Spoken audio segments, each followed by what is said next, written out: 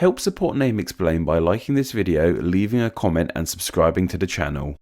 The origins of the names of a country are usually steeped in deep history, forming over long periods of time and changing. However, this isn't always the case. Some countries are named by just one singular person. What's even rarer is when one of these nation namers are still alive to this day. However, the country name we'll be looking at today was not only coined by just one person, but that one person is actually still alive. There's something I find so cool about this. Imagine being able to say, yeah, I named the country. I'm of course talking about the African nation of Namibia. However, it wasn't actually always called this. To start with, the land that makes up the modern nation of Namibia was very creatively called Southwest Africa. So yes, this isn't the most interesting name, but it does fit nicely with the name of its southerly neighbour, South Africa. And there is a reason why these names are so similar, and that's because they aren't names given to the land by natives from ancient roots, but were names thrust upon these lands by European settlers. In the case of South Africa, it was a mix of the English and Dutch settlers who came up with the name South Africa. We covered this in our own South Africa video. And in the case of Southwest Africa, it was the Germans who came up with that name.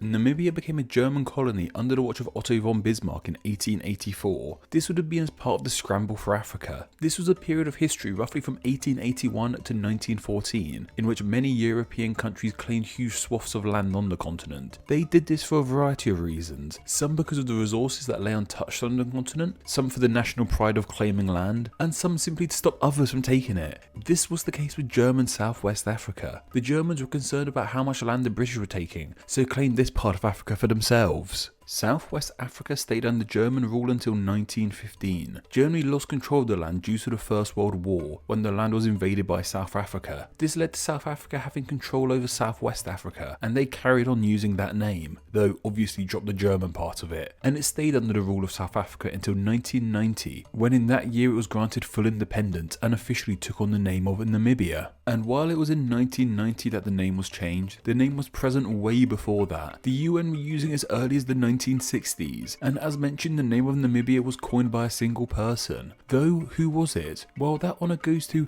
Umbrumba Karina, a Namibian politician, academic and author. Born on the 6th of June 1932 in the town of Tsumeb, which would have been in Southwest Africa. He was actually born with the name Eric William Getzen, however changed it when he was older. He said on the matter, "I was given that name by missionaries when my rights as a baby were not recognised, but when I became politically conscious, I divorced that name and became known as Umbrumba." As a child, Umbrumba was rather quiet and kept himself to himself. He didn't speak much to anyone else, and people actually thought he was deaf. While he went on to become an academic, he actually struggled with schooling to start with, having to repeat grades multiple times. He's talked about how pastors helped guide his life and education, especially Reverend Michael Scott, no relation, who was also an anti-apartheid activist and spoke to the UN on the issues people were facing in South Africa and Southwest Africa. It was thanks to this guidance that Umbrumba was able to get his educational life on track. And as his grades improved, he was allowed to study all over the world. He studied in the States for some time. However, between 1960 to 1962, he did a PhD in Indonesia, and funnily enough, it was in Indonesia where he got the ball rolling on finding a new name for his homeland. Somehow during his studies, he met with the president of Indonesia at the time, Sukarno. I'm not too sure how he managed this. Some sources I read say that he was in an audience with him, while other sources I read said that Sukarno invited Umbrumba to his house for tea. Either way, the two were together,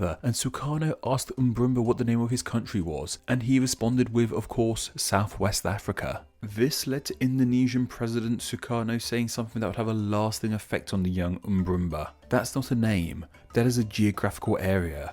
My son, slaves and dogs are named by their masters. Free men name themselves." And after hearing these words, Umbrumba set off to find a unique name for his nation. However, this wasn't the only reason as to why he wanted a name for the country. It was around this time that South Africa were trying to make Southwest Africa just another province in their nation. Umbrumba thought that if he could coin a name for their nation that would give it its own identity, it would stop it from becoming just another part of South Africa. After thinking for some time, Umbrumba published an essay explaining how the country should be known as the Republic of the Namib. Eventually this evolved into Namibia. The name became popular, the UN accepted and used it as mentioned, and it has stuck around ever since. Though where exactly did Umbrumba actually get this name from? Well, he didn't just pull it out of thin air. In fact, he named his country in a way many other countries have been named, after a geographical feature, with that geographical feature being none other than the Namib Desert, which makes up a huge area of the country of Namibia. Umbrumba clearly thought that this desert was unique enough to the country country and that the land should be named after it. The name Namib actually comes from Nama origins and simply means a vast place, which makes a ton of sense as well. Deserts tend to be vast places, and the Namib Desert is no exception. However, the craziest thing from all of this is that Umbrumba never actually visited the Namib Desert while campaigning to have his homelands named after it. In fact, for the longest time he didn't visit there. It was only in 2016, at the age of 83 years old, that Professor Umbrumba Corina visited the Namib Desert for the very first time in his life. And at the time of this video going live, he is 87 years old, and is quite possibly the only living person to have named a country. Namibia was suggested by iPod Killer, and thanks to their suggestion, they will now be honoured as Name Explain's patron saint of Namibia. Do you have a good idea for somewhere that's name could be covered in a Name Explain video? If so, then please consider donating on Patreon. Just $1 a month helps keep the channel running and earns you a weekly chance to suggest somewhere to be turned into a video, and you too could be a Name Explain Patreon saint.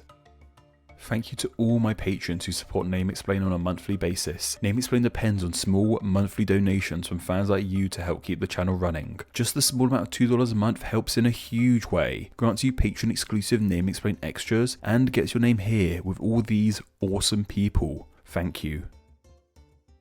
Hello all, and thank you so much for reaching the end of the video. Stick around and check out another video and subscribe to stay up to date on all things Name Explain. You can follow myself on Twitter at NameExplainYT. Follow me there and tweet the name Pam at me so I know you came from this message. Anyway, I hope you enjoyed this video, and once again, thank you all so much.